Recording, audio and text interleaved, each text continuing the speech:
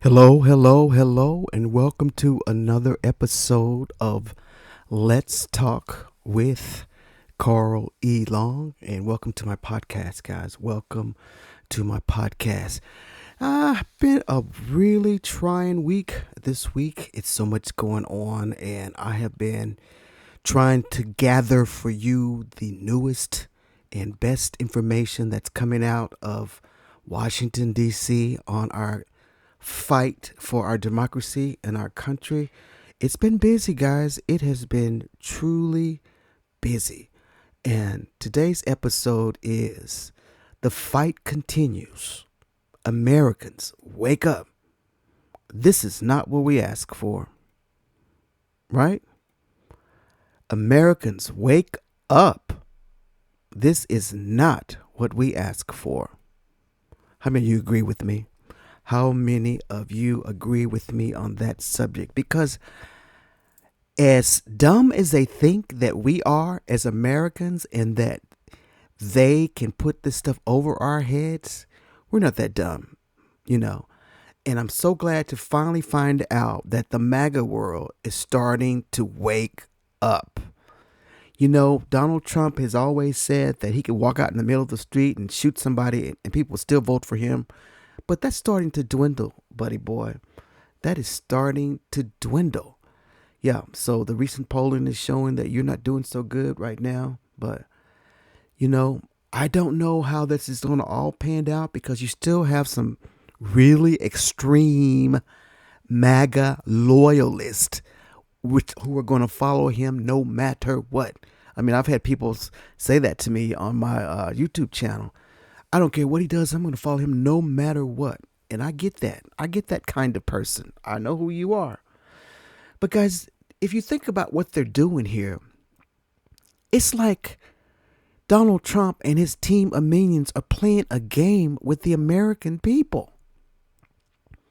They're just playing a game. I mean, this is not some big video game where you can go revenge after revenge, do what you... This is the American government with American people who live here and flourish here. And we don't want to play this game. We do not want to play in this foolish game of messing with our government, with our country, and everything that we fought for and spoken up for, died for. All kinds of things that people have done for this country, and you're not going to undermine it by doing what you do in a few weeks and just totally dismantle America. We're not standing for it. So basically, there are three parties right now: the Democrats, the Republican, and the people. The people have spoken, and it's like, hell no. Hold on. You're not finna do this to us. No, you're not. So, fortunately, we have not gotten to a regime where they don't listen to the people, because Donald Trump listened to the people. If his ratings are getting slumped, he will start reacting because he cannot stand not winning. That's just the person that he is. I mean, they just believe they were dumb. We're not that dumb. Especially Democrats are not going to sit back and watch this go like it is. There's a lot of fumbly things happening. We're all trying to figure out how to keep up with this fast machine of dismantling, but we're not dumb. And trust me, people are mobilizing and people are starting to see this is not going to work. So, do you really think that Donald Trump truly cares about his red hat wearing base? Does he really care about them? He only cares about them when they go to that ballot box. Other than that, he don't care. He don't care. I remember reading a story, I wish I had found it, about how a bunch of Donald Trump supporters, MAGA supporters, they were just good old country folk from the South, showed up at Mar-a-Lago and was trying to be all there. And Donald Trump had some dignitaries there, and Donald Trump Jr. had to get them out of there, because they probably weren't up to what he expects for his people. You know what I mean? And they were probably just some old country bumpkins coming to see the guy they love, and they got thrown out of there. I got to find more detail on that. for sure. So I just had a light to go out, y'all. So give me a second here. Make sure that comes back on. I know this thing gets kind of hot. But yeah, so here's the deal. The deal is this. Guys, Donald Trump, I think he truly believes that he has taken over the Red Hat group and they'll do anything that he says, but they're starting to wake up. They are starting to wake up, and that's important. Make sure I don't have a problem going there. All right. So then here's the other thing. What do you think about what's going on with Gavin Newsom? What do y'all think about what's going on with Gavin Newsom? Some people think it's a good thing that he is talking to these right wing podcasters and leaders and whatever. And some people think that it's a mockery of decency and truth. Because, I mean, he's on there just hee-heeing and giggling with them as though this is not normal stuff, Gavin. I've listened to the entire podcast you did with Steve Bannon. Steve Bannon is a very smart guy. But you know what? He's the one that's in the head of Donald Trump the most, because when you hear him talk, you can hear Donald Trump on just about everything you can. And I think that he's the one that he listens to. And I'm sure he still has a line to the president, even though he's not in the cabinet right now, which I don't understand what happened there. But, yeah. So you have got to see what is going on in that respect as far as Steve Bannon. But Gavin, no. This is not good. And a lot of people are upset about it. Because what it looks like you're trying to get them to be softer on you so that if you do run for president, they'll have more respect. I love the bros sitting down and whatever, but don't try to shove this down our throat as the way it's going to make Democrats understand what's going on. We don't understand liars, cheaters, adulterers, and all these other things that they have done in their careers or whatever. And I'm sorry, normalizing them does not do anything for the Democratic base. I think it's going to come back to bite you. I really do think that it's going to come back to bite you. Yep. So you be careful with that, Gavin. I'm not playing any of his, I was going to play some clips of some of the podcasts that he's been doing, but then I decided, nah, I don't even want to put that out there any more than it already is. And also, iHeartMedia, I tried to do it on one, but they're not allowing that for one. I mean, you can only do such a small clip, but you got to listen to what he's doing in order to do it. So y'all check it out at your leisure, and you read the comments too. You got a lot of MAGA people. We like you got, nope, I don't like it. I don't like it at all. And Gavin, you're messing up because you were already enough. You don't have to do this. You don't have to do this. You don't have to do this. If you want to understand what they do, call them on the phone. But we don't want to hear this. We don't want to hear this. So I have always thought that Republicans somehow think they have the formula for success. Nobody else knows what's right except for them. And I don't know where they get this from. Why do you think you are the only ones that know what needs to happen in America? And if you notice the swiftness of the way that they are running things is because they know they'll never get this chance again. They know that. They are really in the minority. We just screwed up and didn't get people out to vote like they should have. Or the vote was stolen. I'll keep saying that. But they're moving with such agility and speed. It's because they know that by the midterms or by anything, this could be pulled from them immediately. So they're trying their best to get their agenda out there. So if you want to know what they're trying to do, guys, there are two kinds of Trump is trying to bring back a populist style of government, a populist nationalist style of government. And let me tell you what that is, a populist form of government. A populist form of government refers to a political system of leadership style that emphasizes the idea of representing the common people against elites, the establishments, or other perceived powerful groups, It's not a specific type of government like democracy or monarchy, but rather a political approach. So, key characteristic of a populist government. Populist leaders often frame politics as a struggle between ordinary citizens and corrupt elites, politicians, economics, and culture. So they make us think that there's a fight between. They have strong charismatic leadership, and they tend to be led by figures who claim to directly represent the will of people, sometimes bypassing traditional institutions. Sound familiar? Right. And then they have a direct appeal to the public. They may use rallies, social media, or direct communications to mobilize support rather than relying on traditional political processes. Yeah. So y'all already know who that is. That's Donald Trump, right? Nationalism and protectism. Many populist governments promote national identity, economic protectivism, or anti-globalization policies. Populists often criticize established institutions like the media, courts, or legislators, sometimes attempting to weaken their influence. And there's a left-wing populism as well. They focus on economic inequality, advocating for wealth redistribution and social welfare. So there's a right wing, and the right wing often emphasizes nationalism, immigration restrictions, and traditional values, e.g., some European and U.S. leaders. Populism can exist in democracies, autocracies, and hybrid systems. So this is the style of government that they want. Yeah.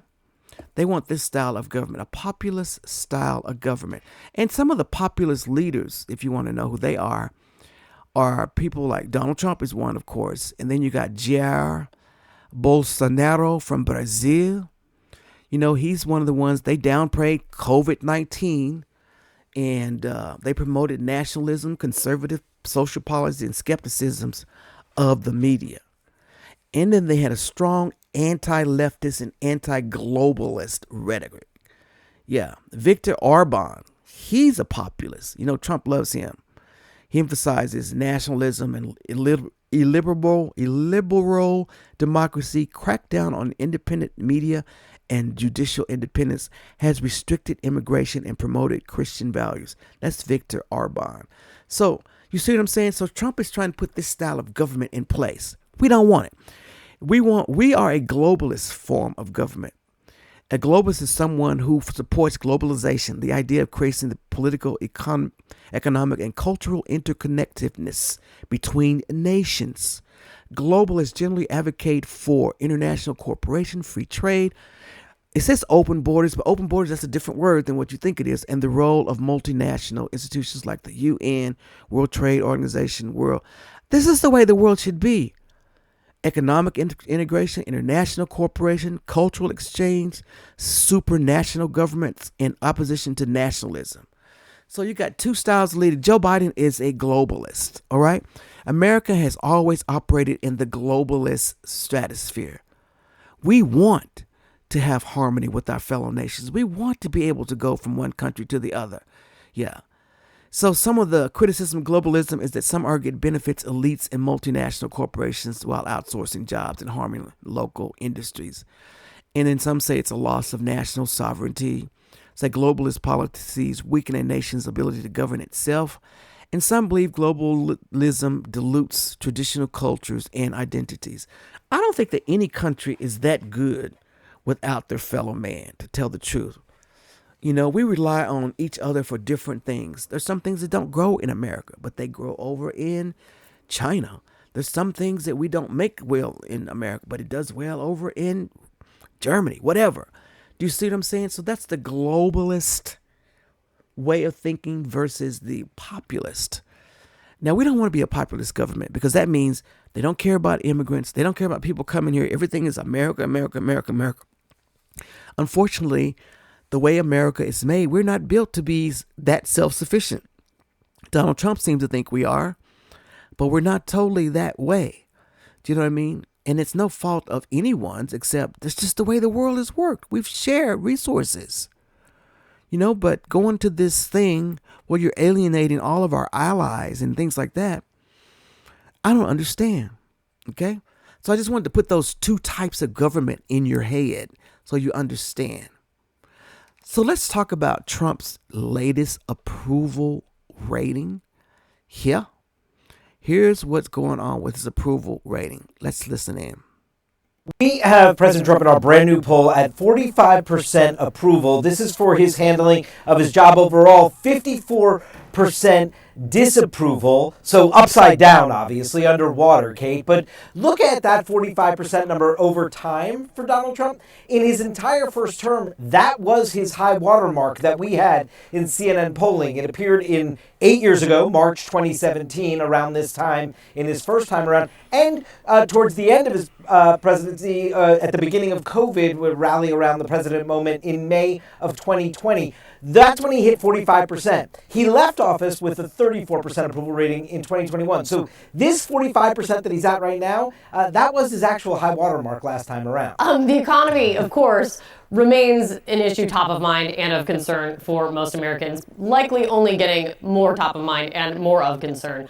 What are Americans saying in this poll about how they think the president is handling all of this, with a relevant note that this poll was conducted, began and ended before the massive stock market sell-off that we've seen this week? Yes, but not before the chaos we've seen over the last 3 weeks. Exactly. And I think that is reflected in the numbers here. You are right. The economy is issue number one by far for Americans, as indicated in this poll. His approval rating on this issue is 44%. Trump's disapproval rating, 56% of Americans disapprove of his handling of the economy. We've never seen him that far underwater and upside down in terms of approval and disapproval on this issue in his entire presidential career. Look here, it's usually a strong suit for him. You see, we've had him at 44% approval before, but never with 56% disapproval. So that 12-point, minus 12-point spread, if you will, that's the largest on issue number one for Americans we've ever had him in our polling. How are people feeling more broadly then, not just about the president, his hand, more broadly about the Trump administration so far? Take a look. You noted at the top, some of his scores on some issues are the best he's ever had. Immigration, he's at majority approval. 51% of Americans approve of what Donald Trump is doing on immigration. He's close to half on managing the federal government and the federal budget, but you see there's his overall job approval, 45% we were talking about. The economy right there, 44%. Healthcare policy, foreign affairs, and tariffs. Only 39% approve of the way Donald Trump is handling tariffs. We also asked, how are things going in the country today? And take a look, Kate. 35% say well, 65% say badly, but good news for this White House potentially. In January, that 35% number was 29%. So a little bit of an uptick in the last month in the perception of people saying how things are going in the country. All right. So those aren't good numbers. I don't care what kind of little uptick he has or how many comparisons to his last year. He's still doing bad. And finally, people are waking up and seeing he had sold y'all a bill of goods. A bill of goods. So I was talking about the populist form of government and trying to get everything nationally centered and everything else, and how possibly after doing all this, Americans will probably start to feel something good about the economy. That kind of stuff right there, guys, that's not something that's going to happen in 4 weeks. That stuff's going to happen in 4 years if he's able to manage to do that. So you're not going to get any kind of relief in years with what he's trying to do here. We're not changing the way America governs. Trump is trying to change the entire fabric of what America is.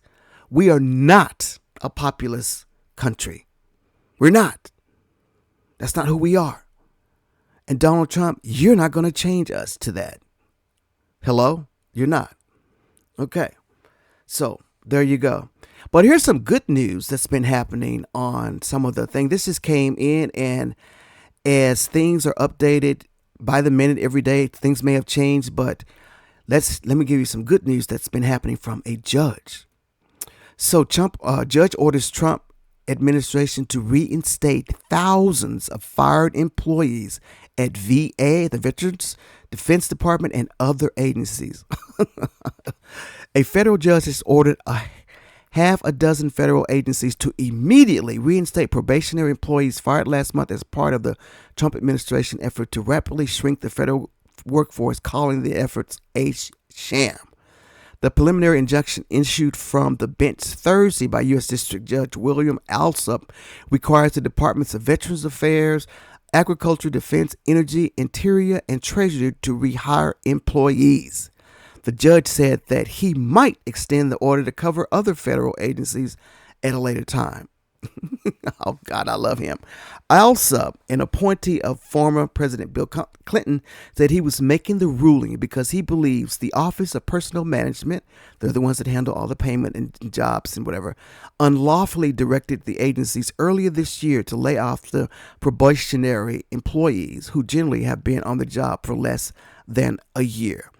The courts find that the Office of Personnel Management did direct all agencies to terminate probationary employees with the exception of mission-critical employees. He said rejecting arguments from the Justice Department that OPM merely issued guidance to the agencies then led to the firings. The judge said the order is effective immediately, and this is the order, and it counts. They like to wait for the written order. Said, no, this is it right here. He said, this is the order. Do it now. The Justice Department indicated Thursday that it will appeal the ruling to the 9th U.S., that's Trump's Justice Department, District Court of Appeals. He says, come on, do it. You know, so the person that they have over the office of OPM, she's been like in her office doing Instagram videos showing all her fashions while people are getting fired. Yeah, they got it on tape. Alsup was highly critical of the administration's justification for firing the employees. OPM had provided agencies with a template termination letter that they cited the employees' performance as the reason they were being let go. But the judge said that rationale was the government's attempt to end the run federal law setting up specific rulings for reducing the federal workforce. So basically, they're having to do that way because if they do it that way, they have justification of letting them go. Otherwise, they have to go through a longer process. So the judge saw that. He said, no, we're not going to do this. So they're going to have to take it to appeal. They're going to have to take it to appeal and see what happens with the appeal. But for right now, he said to reinstate them. So let's see how this plays out. You know, but right now, that's the federal judges, right? Okay. All right, so I ran across this video. I think this video went last year when, I think this was right before the election ended. And Elon Musk was on Joe Rogan's show, and he was talking about how he thinks the Democrats want him gone because of, I don't care how people keep saying they think this guy is smart. He's not so smart to me. Everybody always saying they. Who are they? Who are they that's getting together that's trying to take you down, Elon? You get more support from Democrats before you started all this crazy stuff. Those were the ones buying your Teslas and all the things and all the space. Those are the ones that were supporting all of your government contracts. You know what I mean? So you're the one that turned on the Democrats because you didn't want to follow some regulation. And then you went running to Trump. But I want you to listen to this interview that he did with Rogan, and they both are just like, and Rogan used to be a Bernie bro. Guys, we can't trust these people. We cannot trust them. They flip-flop. They think they know everything because they're white men. You think you know everything? No. And going back to that globalization, what they're trying to do with this country, it's like, basically you're saying you don't want anybody living here except Americans. Y'all can visit, but you can't stay. What kind of country would we be if that's who? All of us come from somewhere else, except for our dear Native Americans and our Eskimos. And I can't think of their official name or what they're called. They are the ones that were here in Alaska and in the indigenous states. So all the rest of us, we came some other way. And y'all know how we came. So here we go. Let's listen to this Elon and Rogan exchange from last year. I just found it interesting as to what he's saying and see how it resonates for us like right now. So if I understand, like, what's at the heart of the sort of, like, why is the Democrat propaganda machine so fired up to destroy me? That's the main reason. The main reason is that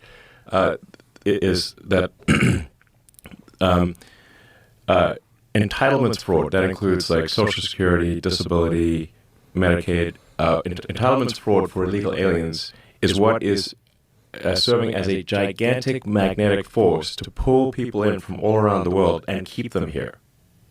Like basically, if you pay people at a standard of living that is above 90% of Earth, then you have a very powerful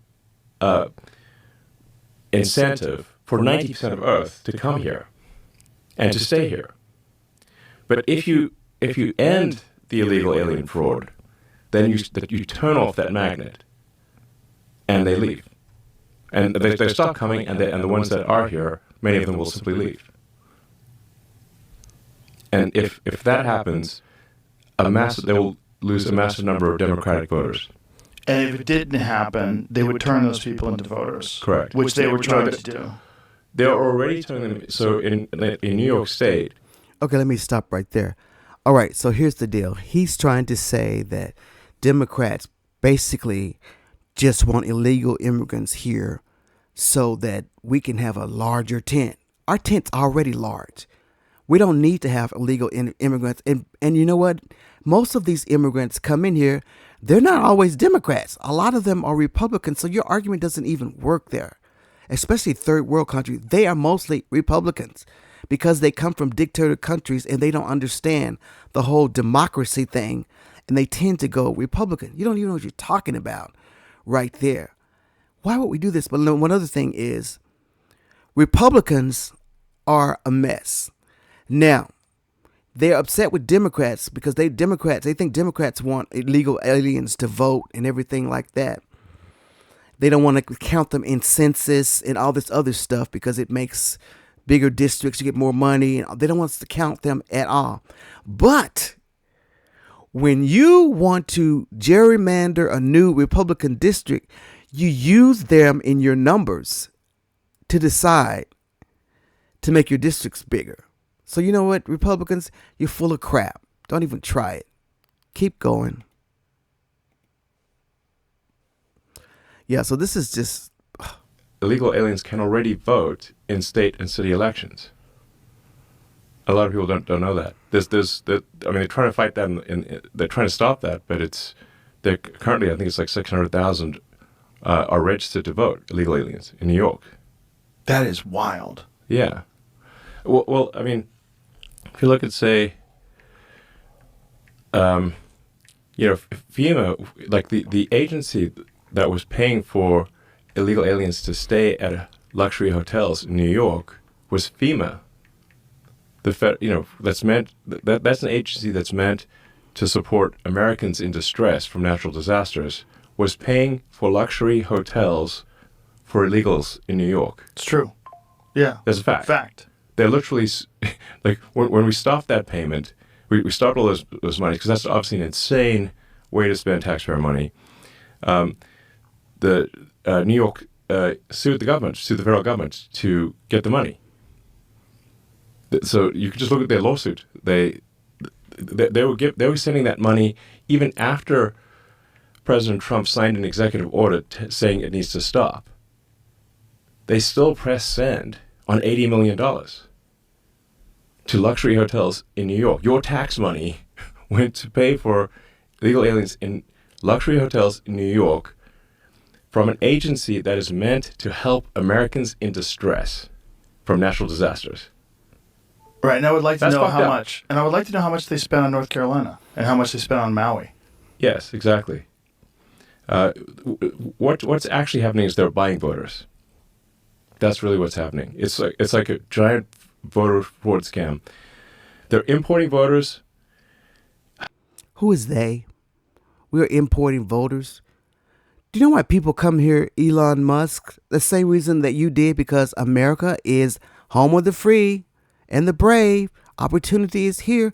These people are leaving because of their countries. Unrest.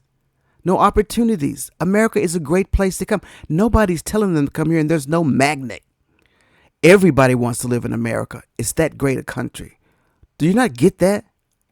And it's really just a matter of time. So, like, if a lot of people have trouble believing this, but the more you look at it, the more you will realize just how much of a problem this is, and how it's not just real. It is an attempt to destroy democracy in America. That's what, in my view, it is what it really is.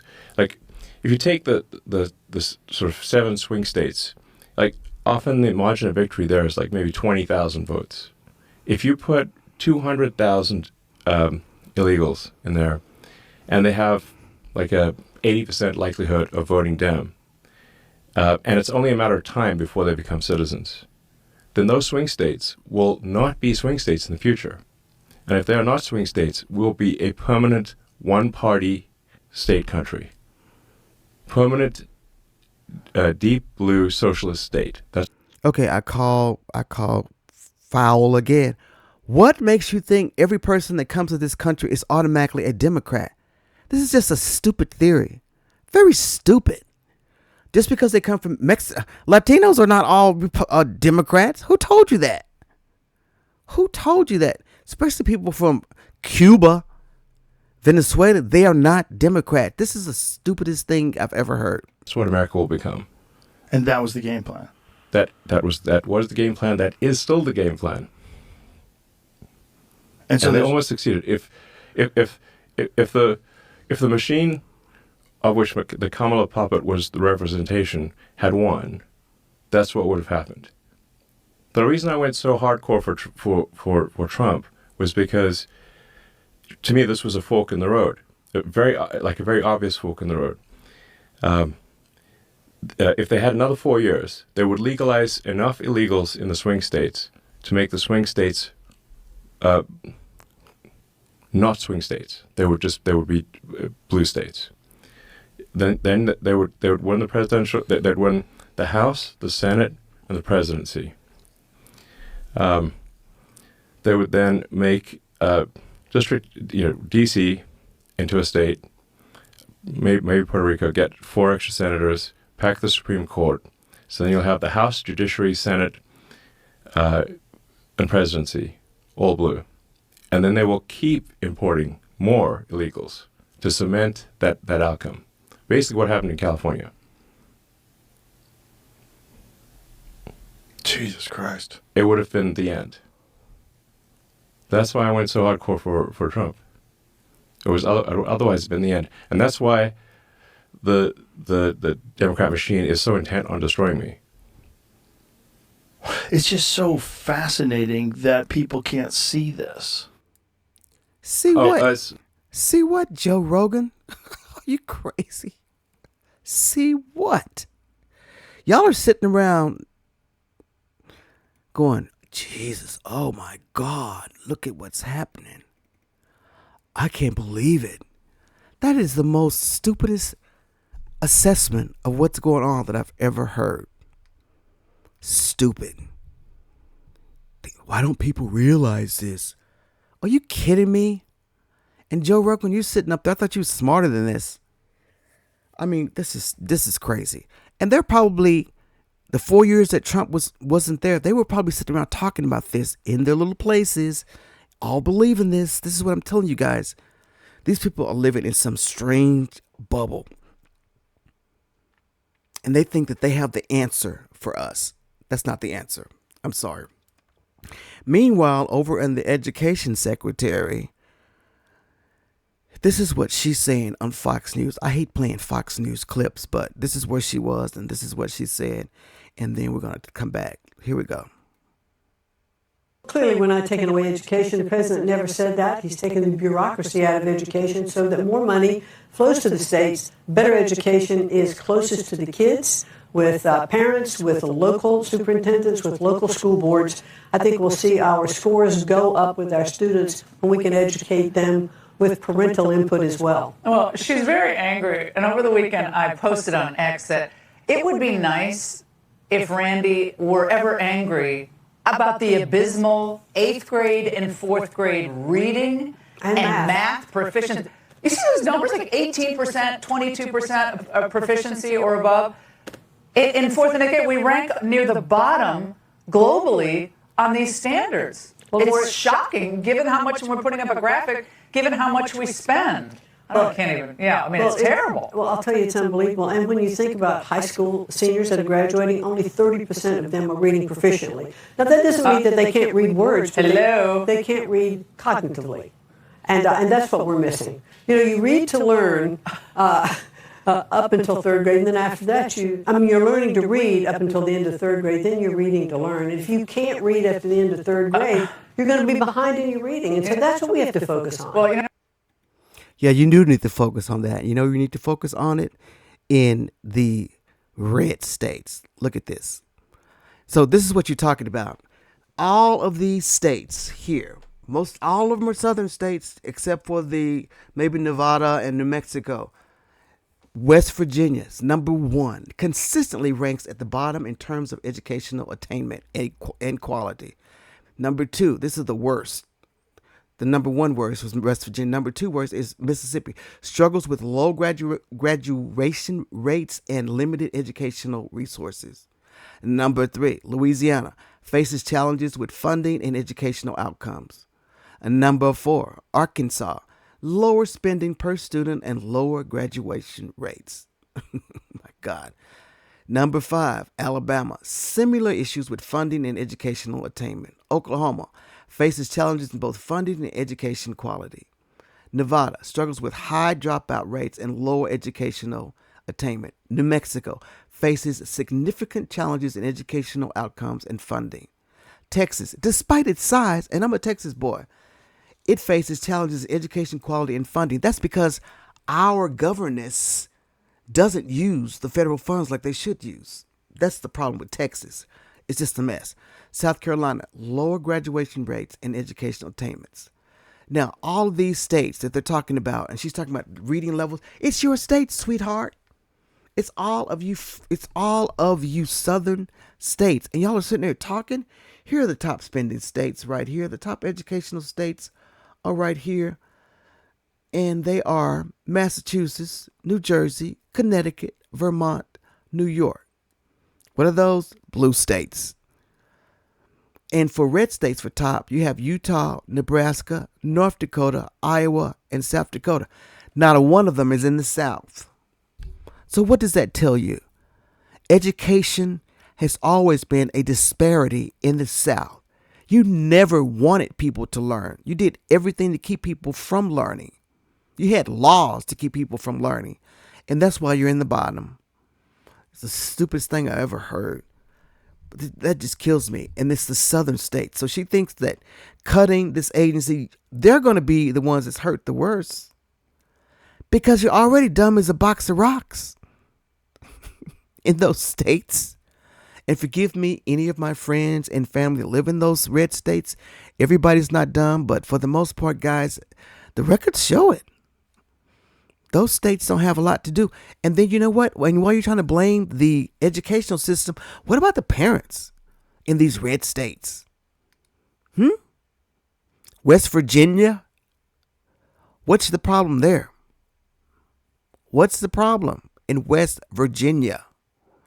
Very red state, predominantly white red state. What's the problem? You're number one. West Virginia is the number one worst state in the union for education. What's going on there? All right. I want to go back to what Elon Musk said about New York. Illegal immigrants cannot vote in New York elections. Voting in the federal and state elections is restricted to U.S. citizens. However, New York City previously attempted to allow non-citizens, including legal permanent residents, to vote in municipal elections, but that law was struck down in court. So they tried to do that, yes, but that was a municipal ploy for like the mayor's race. That was kind of gerrymandering. They were trying to do something there, and they took it down to they were wanting them to, anybody that had a driver's license could vote. So they allowed them to get driver's license, is what I think I heard on someone say. Maybe it's de Blasio. But if you have a driver's license, that's how they pulled you in for jury duty and things of that nature and all that kind of stuff. So, it got kind of technical, but I wanted to debunk what he said. That is not happening in New York. All right. So that's what's going on in education. They're still talking about getting rid of it. The biggest thing that I think the biggest mistake they will ever do is to get rid of that agency. Oh, well. Okay, so meanwhile, over in Congress, Republicans continue to disrespect people, and they just continue to be very mean people. They're just very mean-spirited people. This is a committee meeting where the head of the committee meeting disrespected our first transgender congresswoman. And I just want you to hear what happened. And another congressman came to the defense of what he did. So listen to this. I now recognize the representative from Delaware, Mr. McBride. Thank you, Madam Chair. Ranking Member Keating, also wonderful. Mr. Chairman, could you repeat your introduction again, please? Yes, we have set the standard on the floor of the House, and I'm simply... What is that standard, Mr. Chairman? Would you repeat what you just said when you introduced a duly elected representative from the United States of America, please? I will. The representative from Delaware, Mr. McBride. Mr. Chairman, you are out of order. Mr. Chairman, have you no decency? I mean, I've come to know you a little bit, but this is not decent. We will continue this. You will not continue it with me unless you introduce a duly elected representative the right way. This hearing is adjourned.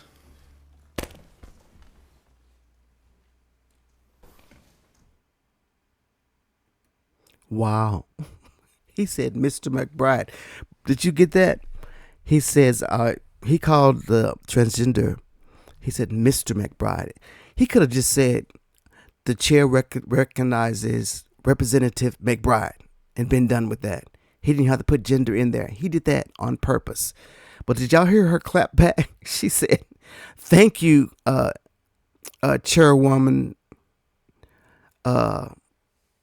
leader. He called him, he said. So he clapped back and got him. I don't think the other guy caught that. That was kind of cool. I was like, oh my God. That was funny. All right. So here is something. This is just back to that. This is so total disrespect. Okay. We know you don't care about transgender people. Y'all think they are spawns of the earth. But guys, it's not going to do any good doing that kind of stuff. It's just not.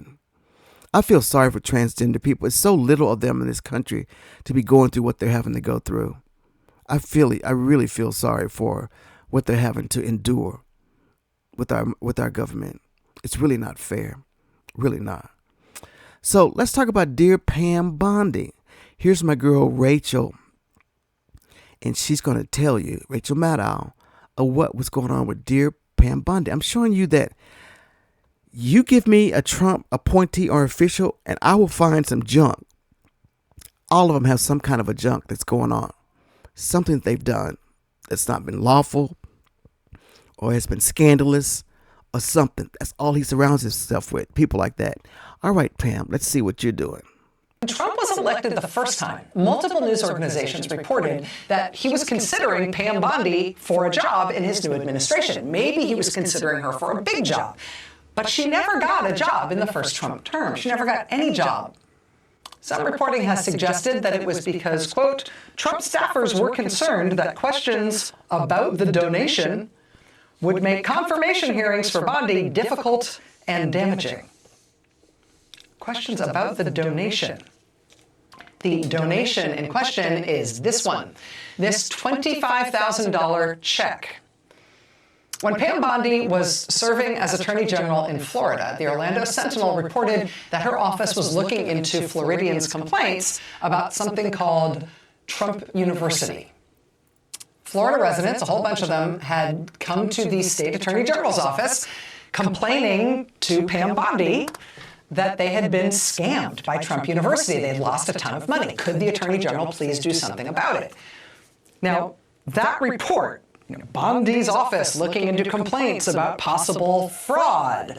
Florida may join multi-state lawsuit against Trump University. That report appeared in the press in Florida on a Friday.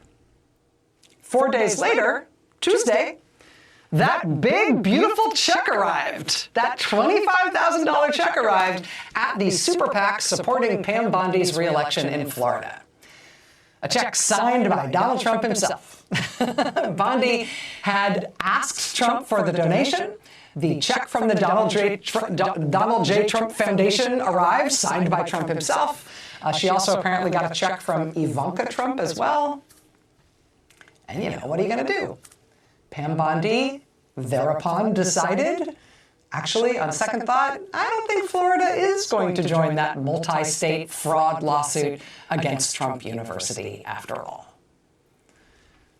Now, incidentally, that lawsuit against Trump University was successful. Other states, like New York, went ahead with it. Trump had to shut down his fake university and pay more than $20 million to make the fraud claims go away. Incidentally, he also had to pay a fine to the IRS because the check he sent to Pam Bondi while she was mulling whether or not to join the case, that turned out to have been an illegal contribution from his fake charity. His fake charity, which was also soon shut down as a scam. Ah, law and order. I love these guys. Law and order. You hear that? So, Pam Bondi, who was an attorney general, Donald Trump basically gave her money to not include Trump University in this class action suit of Trump University, the multi-state suit, I should say. And they didn't put Florida in there. Dear Miss Bondi, and they didn't put you in the administration because they were afraid of that check coming out. Probably because of, what's the lawyer's name that was going through all this stuff? They were finding checks. But here it is. My girl Rachel Maddow found it. So they all got some junk. And we can't do anything about it. Because these guys are masters of taking things to court, suing people until, you don't have enough money to do it. That's their strategy. Appeal, appeal, appeal. Fight back, fight back. He learned all this stuff from Roy Cohn. I got to watch that movie to see how that all came. Deny, deny, deny. It's working. Biggest Ponzi scheme in the world is Donald Trump. You want to find out? Okay. All right. So let's go over to this panel that on CNN. And there's my boy, dear Scott Jennings, who just gets under my feathers. They're talking about dear Robert Kennedy and the measles outbreak. This is what really kills me, guys. What is with Republicans and diseases? Well, how many people have to die? Robert Kennedy is saying all this. How many people have to die, Mr. Kennedy, before you tell people, please get the vaccine? It will eradicate it immediately. What is with this conspiracy theory? This is why we got where we are with COVID. It's because of you guys. But listen to this. Scott gets on my nerves. He's full of himself now. So listen to Mr. Scott Jennings from CNN as he makes his point about how he feels about what Robert F. Kennedy Jr. is not doing. Here we go. Scott Jennings, is this defensible? Well, I think that, first of all, I'm not an expert on this. And as our viewers know, I'm not accustomed to talking out of my rear end. So I would just say, whatever you're going to do, talk to your pediatrician about. That's number one. Number two, look, he has said but like from vaccines work, from our political leaders, again, because I think I appreciate you saying, I'm not a doctor, I'm not an expert. And when I he's not a doctor either. When I have, and everything we do, we talk to the doctor about it. We get their best advice. I mean, that's kind of the medical interactions we've had on it. Look, is there not a risk for public health officials when there are literally kids dying right now of measles? Well, I mean, yes. If you don't have a vaccine, I guess there is a risk of getting the measles. I mean, I think the death rates are low on it, but this makes me nervous because, you don't want to give people an idea that getting a vaccine is somehow adverse when that's not been the case, and when it might have, an obvious benefit. So yeah, this whole conversation makes me somewhat nervous about it, and I just, again, my advice would be, parents, talk to your doctors. Get the best personal medical advice you can get. Can I go a little further than Scott on this? The Secretary of Health and Human Services is grossly out of step with both experts and public opinion on this issue. Number one, he's incorrect with with the things he's citing. Encephalitis being one of the things he talked about in his comments. You have a 1 in 1 million chance of getting encephalitis with the measles vaccine. You got a 1 in 1,000 chance of dying of measles. Like, so if you actually get it. And given how communicable measles is, far more than whether it's chicken pox or COVID or any of these other things that we see every day, people can die from comments like this. And so not only is he just out of step, whether it's politically or logically, he's all. Robert F. Kennedy, just tell the people to get the vaccine. Guys, this stuff is so hard. It's just hard. It's just hard. They don't believe in climate change. It's going to take, 10 hurricanes in a week before you decide to say, well, no, I'm done. I'm just done with Republicans. I can't take it. It's just that sometimes I'm thinking, is this really happening? But it is. All right, so here is a breath of fresh air. A MAGA Christian who is thoroughly upset with her fellow MAGA Christians. So let's listen to the dear lady here on TikTok. Here we go. It's time to speak up.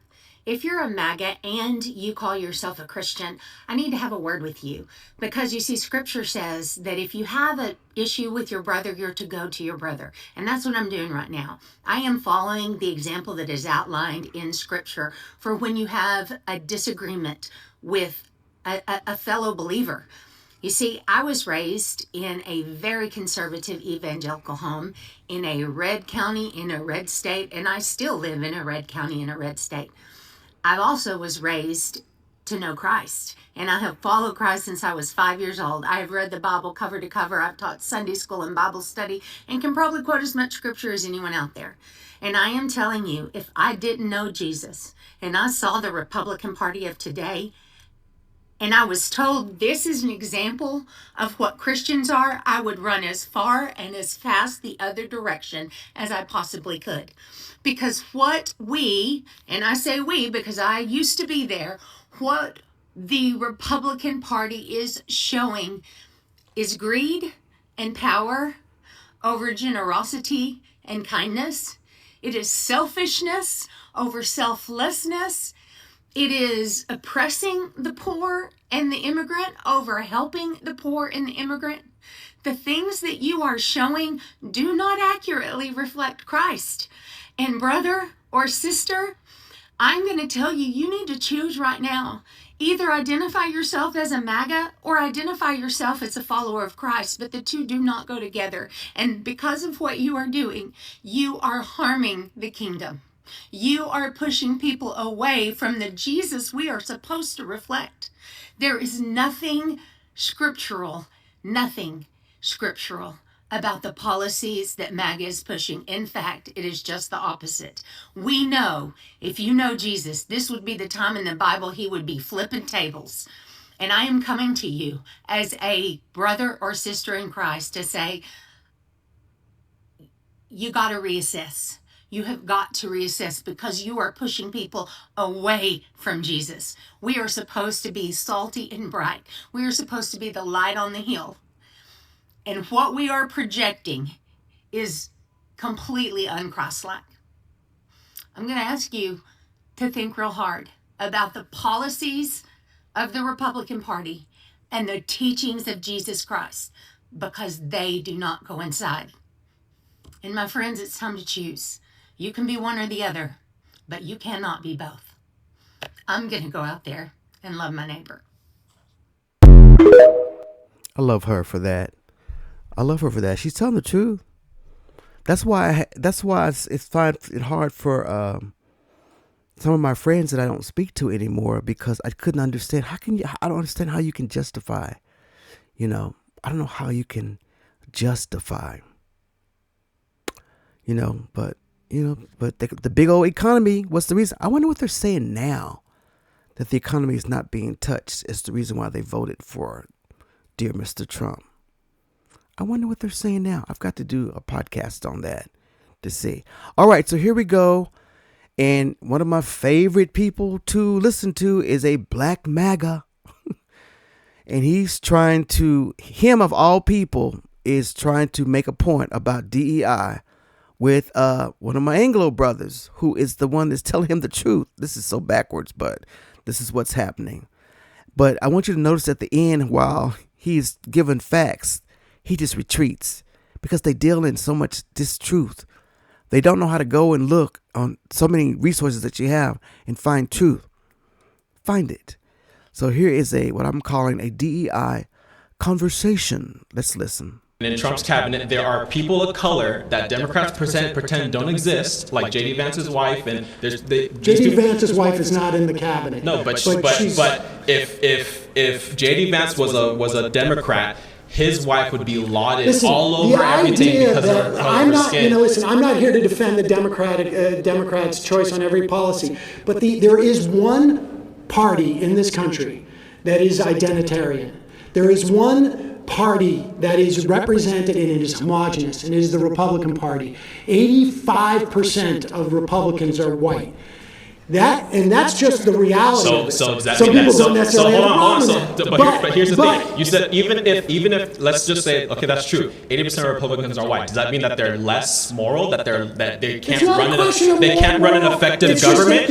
What does race have to do? What does race have to do? Hold on. What does Donald Trump didn't have to say my vice president's going to be a white male. No. Because they all knew it was going to be. No, this is the premise of DI. What does race have to do with running an effective government? What does race have to do? If let's say DEI on the micro level, I will tell you right now. DEI on the micro level at McDonald's. I'll tell you. Am I going to get better nuggets? I'll ask you a question. If the cashier is black or white, what does that have to do with anything? I'll tell you what it is. First of all, DEIA means that if you come into this agency or corporation, you're not going to be discriminated against because you don't look like everybody else, or you don't have the same physical abilities as everybody else, or you may require handles on the bathroom or whatever it is. That's what DEIA does. But does it make a government better if there's a broad representation of the people it's supposed to govern? Without a doubt. Without a doubt. Correct me if I'm wrong. You guys can correct me if I'm wrong. Regardless of DEI, don't we already have things in our Constitution that protects people's rights, protects people? No. We don't? No. Do we or do we not? No, we do not. Tell me what protects people from discrimination in housing and in work and hiring or getting loans. It's all statutes. It's all statutes. And in these government agencies, there was nothing except for that order. That's why Trump just rescinded it. I'm going to tap out. Watch what Dave. Y'all see, he said, I'm going to tap out. He couldn't handle the truth. You can't handle the truth. People don't realize that there is nothing really in the Constitution that protects us. It doesn't really say that. Like I said, those were statutes and people were adding, but you know what? But it's nothing in the Constitution that really protects that. Believe it or not. It's really kind of not there, guys. Oh, well. All right, going over to this committee meeting. And one of our dear congressmen, Elon Musk, was supposed to come and speak to this committee. I don't know which committee it is, but he was supposed to come and speak to them. And it may have been the oversight committee, but he didn't show up. So one of the dear Democratic congressmen, he just got fed up and he wanted to just let everybody know, I am tired of this. So let's listen to his little outburst here. Where's the independence of the committee? Where's the legislature? We're an equal branch of government. And you start off with a blather, and yet when we look at the empty seats here, where's Elon Musk? I'm sure he's a genius and is a very credible person because of the wealth he's accumulated. But that does not put him above the law or the responsibility to come before this committee in this Congress. If he's so great, if these plans and all the fraud and abuse that he found are so evident, why isn't he here explaining it? You know why. Because he's out to privatize Social Security. See that? I mean, Elon, they have yet to present a list of the fraud, waste, and abuse. They're just giving us numbers. Show us. Do you see what I mean? Because they're not doing what they're supposed to do. They're lying. They are lying. There is one guy in the New York Times that every time they put down a figure of them finding stuff, he's like debunked it every time. That's not true. Nope, that's not true. So, yeah, that's what's going on, guys. All right, so now I'm going to end with my two favorite people right now that's going on. I'm so proud of Don Lemon. He's doing really good with keeping the word out there. The brother is off the chain. He is not uncuffed. He is unscathed by anything, and he will speak his mind now that he's not under the corporate umbrella. I love it. I love New Don 2.0. I do. I'm one of the lemon heads, so I do listen to him a lot. And then we're going to end with my congresswoman. I'm in her district. Yes, I am. Jasmine Crockett. I am in the 30th district, of which she represents me. Yes, she does. Very proud of her. But let's listen to this. And Don is talking about we're in a recession, guys. And let's just listen in to my boy, Don Lemon, tell us what's going on and what we need to start worrying about. Here we go. We're in a world of hurt. No matter what Donald Trump tells you, because he's nervous, he's scared, he's doing these interviews because he's trying to change the narrative, such negative news. We're in a recession. We are. In a dictatorship, but we're in a recession. All of these tariffs, the putting them out there, enacting them, and then pulling back, it's not helping the market at all. The stock market is tanking. He knows it. That's his big indicator of the health of the economy is through the stock market. Now he's telling Maria Bartiromo, we should look at the stock market. We should have a longer outlook than a quarter. Really? That's not what he said before. And he's pulling back tariffs in certain areas where he knows it will affect the people who voted for him, like farmers and the auto industry and blue collar workers. They're getting hip to it, and he's nervous about it. This is where you put the pressure on Donald Trump. This is where the other side, Democrats or the folks who are not Trump supporters, this is what they should be doing. They should be pointing this out endlessly, because this is the weak spot that I believe that they can take back and gain some control. Because it is, as James Carville says, the economy, stupid. So now that the economy is in trouble, and as I am recording this, the Dow is down and dropping,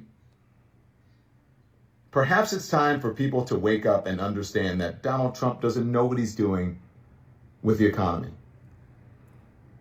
He doesn't know. And all you have to do is look at the facts and the research. He says, we have the best economies. Doesn't. GDP at the bottom. Worst. So people, wake up. Wake up as it relates to Donald Trump and his knowledge. Supposedly he knows better than anyone, better than the economists, better than the generals. Well, he doesn't. And it's showing. And the wheels are coming off. Wake up. Wake up, people. Wake up. You're going to figure it out. He doesn't know what he's doing.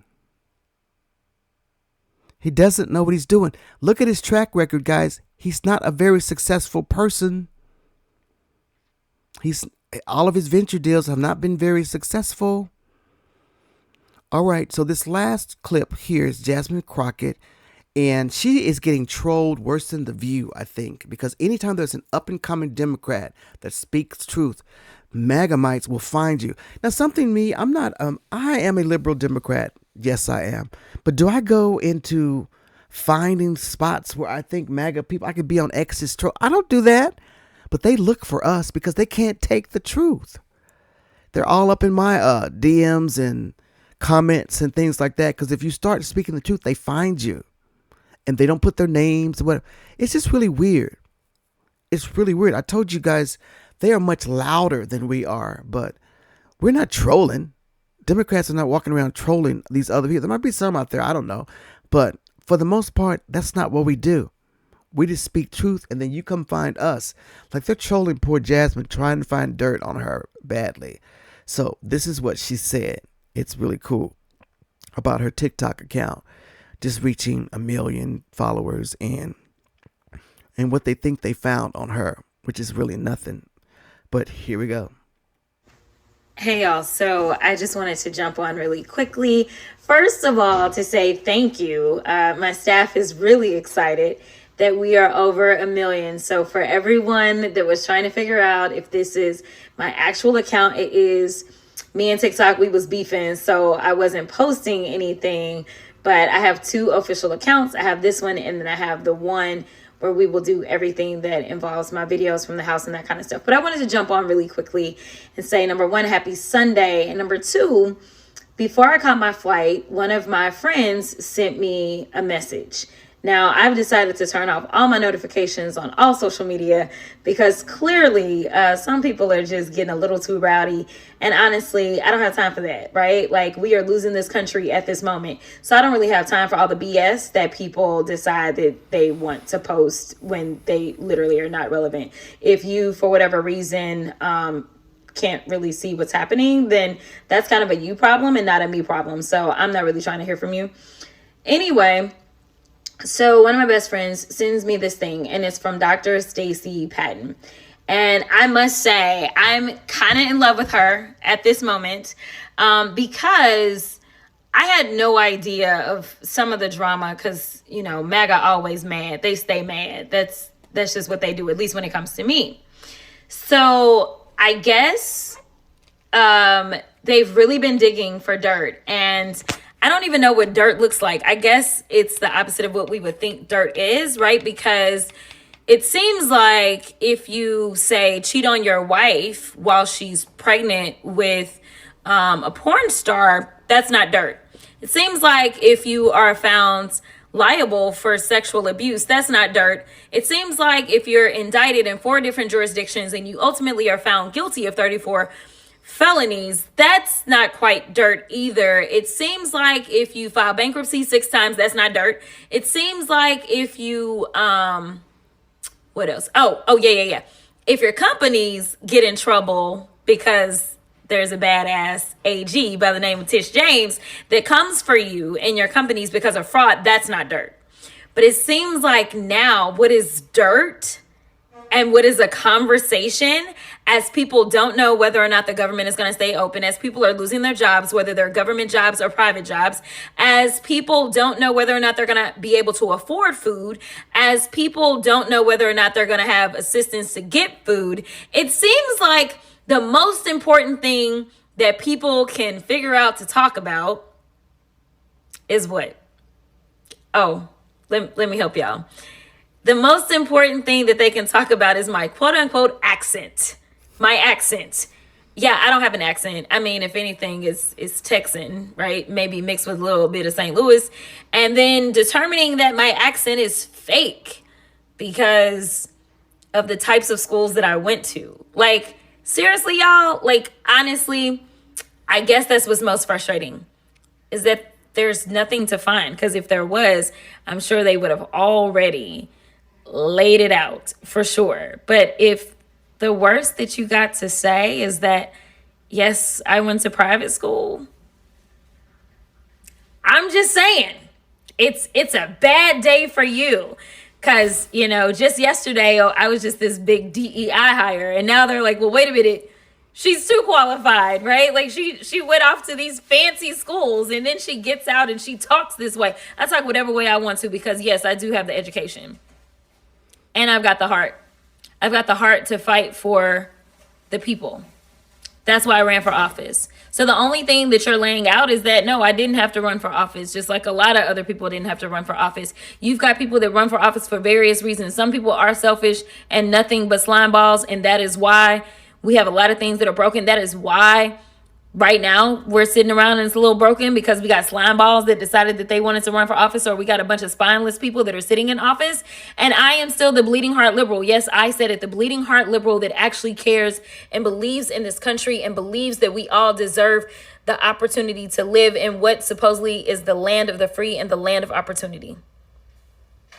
When I get jaded, that's when I'll quit. When I'm kind of just over it, that's when I'll quit. Until then, just stay mad because clearly y'all ain't found a bootleg husband. Y'all ain't found a bunch of baby daddies. Y'all ain't found any types of crimes, because Lord knows y'all would love to throw me in jail really just for existing. Not that that's what we're supposed to do, but whatever. So I just wanted to come on and shout out Dr. Stacy, because I had no idea that they had now gotten mad because the worst thing that they found is that I went to private school. And I don't really understand what the problem is. Anyway, everybody have a great Sunday.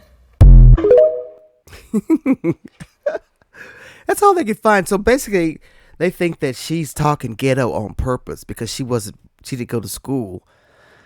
She's talking black on purpose because she didn't go to school like that. She shouldn't be talking. First of all, how do you know what we're supposed to talk like? I can go to private school and still talk like this. It's called code switching, people. We can talk however we want to talk. We can sound like you if we want to. She can talk however she wants to talk. It's not a put on. It's not a put on. Jeez. I mean, I can't believe when I saw that on X, that's what they had found. And everybody's talking about she's faking because da-da-da-da-da. I got to find out what Bill Maher said about her, because everybody was kind of upset with whatever he said. But I'm going to find out what that was, because I didn't do it before I'm recording here. So see what he said about Dear Jasmine. But yeah, that's my congressman from the 30th District of Texas. Yes, the Dallas-Fort Worth area. That's her district. And I am right smack in the middle of it. Yes, I am. That's my congresswoman. I'm so proud of everything that she is doing for this country and for this movement. So, Jasmine Crockett, I need you to come on my podcast, Jasmine. Would love to talk to you. I've kind of been trolling you and sending you messages everywhere. But we'll get her. We'll get her. I hope we get her. But anyway, guys, that is the end of this podcast for today of what's going on. I've been trying to make this a weekly podcast, but so much is going on that I've been kind of making it almost semi-daily, because so much has been going on, and I just don't want you to miss any of the updates and changes that have been happening. It's been a tough week last week, so we'll see how things go forward for the country. All right. So guys, so this is all that I have for you today, and I thank you so much for joining me today on Let's Talk with Carl E. Long. So until we meet again, and everybody, keep fighting. This fight is not over. It is not over. So have a wonderful day. Bye now.